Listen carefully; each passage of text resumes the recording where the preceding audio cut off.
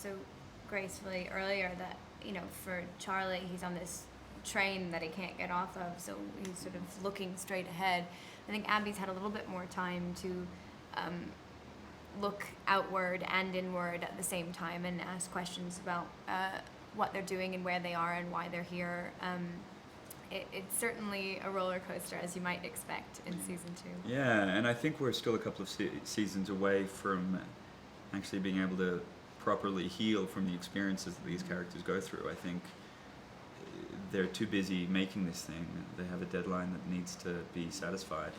And I think only after this thing drops on Japan, only years after that will we actually get to see if any of the characters can overcome their actions during this time. No, I actually think that this show is different from a lot of other shows in that sexuality isn't the only way that women find power.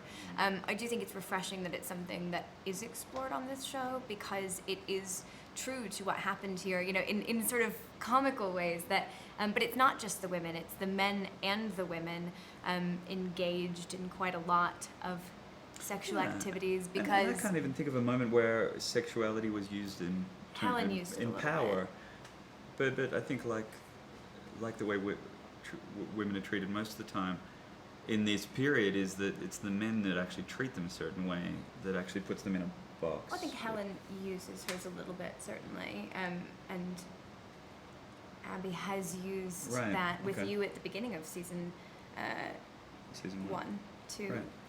Right. But also there's an undertone, there's something about the sexuality of life on the hill that was different during this time because nobody was talking, and I think the numbers are something like this hill was built to hold 500 people and ended up housing 5,000, a lot of which was to do with the fact that there were a lot of babies born at Los Alamos.